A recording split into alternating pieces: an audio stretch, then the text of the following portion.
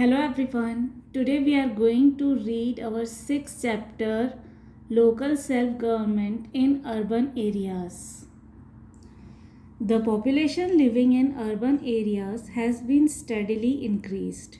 The number of towns and cities has also increased considerably. One out of every four Indians live in urban areas. The local self-government in urban areas is different from the local self-government in rural areas. Towns and cities are large in size and a very large number of people live here. The task of providing civic amenities such as electricity, drinking water, clean and well-lit roads, hospitals, schools, and public parks in towns and cities is also more complicated. In addition, more funds are required for this purpose. Urban local government organizations are constituted according to the size of a town or city. Each form of local government is separate and independent. The urban local government in our country comprises municipal corporations, municipal councils, notified area committees, town area committees, cantonment boards, and townships. Different forms of urban local bodies exist depending upon the size of the city and the nature and extent of civic functions. The forms of urban local bodies are of three types: Nagar Panchayat, municipality, and municipal corporations. The Nagar Panchayat is set up for transitional area, a municipality for smaller urban areas, and a municipal corporation for larger cities. Nagar Panchayat. A Nagar Panchayat is set up for an area that is changing from a rural to an urban type. This is called a transitional area. Such an area does not qualify for the setting up of municipality but is considered important enough to give a local self-government governing body. This depends upon the population of the area, amount of revenue collected for local administration, percentage of population engaged in non-agricultural activities, and the economic importance of the area. Every state decides for itself the minimum population required for setting up a Nagar Panchayat. Therefore, this number varies from state to state. The number of members of the Nagar Panchayat depends upon the population of the area. It has elected, nominated, and ex officio members. Elected members are elected from wards. The area is divided into as many wards as the number of members to be elected from the area. A Nagar Panchayat has a term of 5 years, but it can be dissolved earlier if it is incompetent or if it abuses its authority. A Nagar Panchayat looks after water supply, drainage, cleaning of streets, street lighting, sanitation, health, primary education, organization and management of fairs, bathing ghats, and slum improvement. Municipality. A municipality, also called a municipal committee or a municipal council, is a local self-governing body in smaller towns and cities. Composition. All citizens of India who are 18 years of age and above can vote in municipal elections. The candidates who wish to contest the elections must be 21 years of age and above. The population of a town or city determines the number of members in the municipality. The city is divided into a number of wards. One member is elected from each ward. Some seats are reserved in every municipality for members belonging to the scheduled caste and scheduled tribes. One third of the total seats are reserved for women. Members of the state legislatures, Vidhan Sabha and Vidhan Parishad, and members of parliament, Lok Sabha and Rajya Sabha, elected from the area, also form a part of the municipal council. Some members are nominated for having special knowledge or experience of municipal administration. A municipality is elected for a term of 5 years. It can be dissolved earlier if it does not function according to the rules laid down or is not able to function effectively. In such a case, new members have to be elected within 6 months so that the term can be completed. Municipalities have meetings at regular intervals.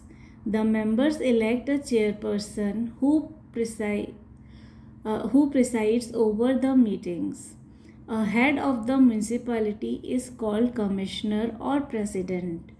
A vice chairperson is elected to take charge in his or her absence. Certain permanent officials are appointed by the state government or the municipality itself. For example, there is an executive officer, secretary, health officer, sanitary inspectors, municipal engineers, junior engineers, octroi inspectors, and education officers. These officials help the municipality in discharging its duties. Municipal corporation. As in the case of smaller towns, large cities are also divided into wards to elect members to local self-governing bodies. Here too, the number of seats depends upon the size of the population. All adult citizens can vote and anyone above the age of 21 can contest the elections. Composition. It has elected members. These elect a head who is known as Mahapaur or Mayor. A deputy mayor is also elected to take charge in the absence of the mayor. The members who elect some experienced and respectable people of the city to the corporation, they are known as aldermen. Some seats are reserved for members belonging to the scheduled caste and scheduled tribes. One third of the total seats are reserved for women. Members of the state legislatures, Vidhan Sabha and Vidhan Parishad, and members of parliament, Lok Sabha and Rajya Sabha, elected from the area, also form a part of the municipal corporation. Some seats may be filled by nominated persons having special knowledge or experience of municipal administration. The municipal corporation has a chief executive officer known as municipal commissioner. The state government appoints this person. She or he sees that decisions made by the corporation are executed. The chief executive officer also acts as a link between the state government and the municipal corporation. Various officers, such as those in charge of departments of health, education, engineering, and sanitation, help him or her in this work. The municipal commissioner coordinates their work and has the power to appoint lower level employees. A municipal corporation is elected for a term of 5 years. It can be dissolved earlier if it does not function according to the rules laid down or is not able to function effectively. In such a case, new members have to be elected within 6 months so that the term can be completed. Committees. The day-to-day work of the municipalities and municipal corporations is carried out with the help of a number of committees. Committees. Committees are formed to take charge of the various tasks to be performed. These are made up of 5 to 12 members and are headed by a chairperson. Committees such as the Education Committee and the Public Health Committee play an important role in the administration of cities. Functions. The municipalities and municipal corporations have similar functions. They have both obligatory and optional functions. Some of them are listed below. Maintenance of public hygiene, to arrange for the collection and disposal of garbage. Public health, to build hospitals and dispensaries, to arrange for vaccinations to protect people against diseases such as smallpox, cholera, and tuberculosis, to prevent adulteration of foodstuff.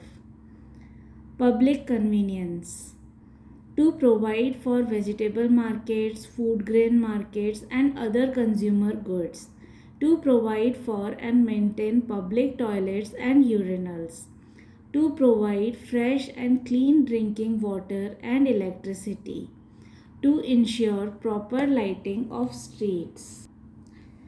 Registering births and deaths, to maintain records of births and deaths and issue certificates for the same, to provide for and maintain graveyards, cremation grounds, and electric crematoriums. Education, to build and maintain schools, public libraries, museums, and zoos. Education, to build and maintain schools, public libraries, museums, and zoos. Roads and bridges, to build and maintain roads and bridges within the city limits. Certain functions are optional. For example, providing and maintaining fire engines, museums, parks, and toilets are all optional functions of municipal bodies. Sources of income. The municipal bodies need funds for carrying out their duties. Taxes are collected from these sources. Goods coming into the city known as octroi or terminal tax. Houses and land called property tax. Business and occupations. Tax on public lighting and hygiene facilities. Water tax on the amount of water used. Vehicle tax on motorized vehicles. Toll tax for the use of roads and bridges. Education tax for educational activities. Rent collected from buildings owned by the urban local body. Fees for issuing birth and death certificates. Apart from the taxes collected, urban local bodies also receive annual grants from the state government. They can also borrow funds for specific purposes if the state government approves of them. A state finance commission is appointed every 5 years to review the financial position of the urban local bodies. Besides looking into the financial position of the states, it also gives suggestions to the state government about the measures needed to strengthen the financial position of the local self-government. The urban local bodies may impose taxes authorized by the state legislature. Solid waste management. Within the municipal area, a department of the municipal board is responsible for regular collection and disposal of waste. In India, all the municipal corporations have adopted the practice of landfilling of low-lying areas to dispose of solid waste. The waste is dumped on land, depressions, ditches, soaked ponds, or on the outskirts of the city in an insufficient manner. The above practice of disposal leads to air and water, surface and groundwater pollution. foul smell, and serious health problems. Some cleanliness tips. Do not throw garbage carelessly. Always use dustbins that have lids. Ensure that garbage is taken away regularly. Throw garbage only in iron bin trolleys or dustbins provided. Once treated, solid waste can be safely collected, transported, and disposed of without creating health hazards for the public in general and the workers in particular. The waste treatment process has the following benefits. Foul smell from garbage is removed. Waste becomes free of flies, mosquitoes, and germs. Waste treatment prevents production of methane and other foul smelling gases. Therefore, there are less chances of smoke, fire, and explosion hazards at the dumping yards. Supervision of local bodies. The municipalities and municipal corporations function under the supervision of the state governments. If the government is not satisfied with the way local bodies work, they can take action against them and even dissolve them.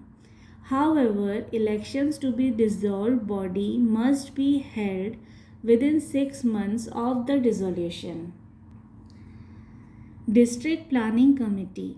For the development of rural areas, the Panchayati Raj bodies plan and allocates resources. Similarly, for the development of urban areas, the urban local bodies plan and allocate resources. A planning committee is formed in each district. It looks into the plans prepared by the Panchayati Raj bodies and the urban local bodies and prepares a development plan for the district as a whole. State Election Commission. In each state, there is a State Election Commission. It is headed by the State Election Commissioner. Elections for both the rural local self-government or the Panchayati Raj system and the urban local self-government are supervised by the State Election Commission. People must cooperate with the urban local bodies and be involved in the administration of towns and cities. Surat, a success story. The rapid urbanization and rise in population in Surat led to the growth of slums, increase in the amount of garbage produced and overflowing drains. In 1994, Surat was struck by an outbreak of plague. The disease caused countrywide panic. While the citizens blamed the municipality, the civic authorities in turn blamed the citizens for their lack of civic sense. Within a span of 18 months, the city did a complete U-turn from being a dirty city to becoming one of the cleanest in the country. Community participation played a key role in the rapid implementation of decisions taken by the corporation. The city was divided into 6 zones to decentralize the responsibilities for all civic functions. A commissioner with additional powers was appointed for each zone. The officials responsible for solid waste management were made accountable for their work. Regular field visits were made compulsory for them. The Solid Waste Management Department and other related departments were made to work and cooperate with one another. Grievance redressal cards were issued to people so that complaints could be registered. The complaints were attended to within 24 hours and the card returned to the citizen. In addition to administrative changes, changed laws also had an important role to play in improving the civic conditions. The government realized that it was important to impose a penalty in order to make people aware of their responsibility towards maintaining their city's cleanliness. A fine of rupees 50 was imposed for every offense of littering, and it was doubled for every repeated offense. The city roads were swept twice a day, and the corporation engaged private sweepers to clean the interiors of the town. Surat has thus become a model city and the working of its local government an example for other municipal corporations to follow and implement in their respective cities. Solid waste management objectives to develop public awareness for separation of garbage material, a door to door collection of garbage, separating the non-biodegradable waste and recycling it to make useful products such as plastic mats, waste paper products, etc. Implementation of composting technology, marketing the compost, composting process, door to door collection of the waste throughout the week. After filling the pit, water is sprinkled from the top to maintain a moisture content of 50 to 60%. The waste is churned at regular intervals, especially during the initial 2 days for better air circulation. Cow dung is sprayed over the pit to improve the process.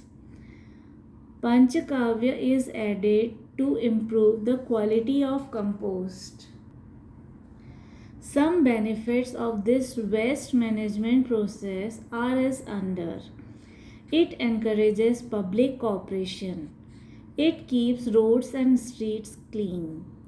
It provides extra income to the special village panchayats. It results in the production of best quality manure. So this was our chapter local self-government in urban areas. If you have any doubt or query, you can ask me in the comment box below, and if you want links to the other chapters, you can find them in the description box. Thank you everyone.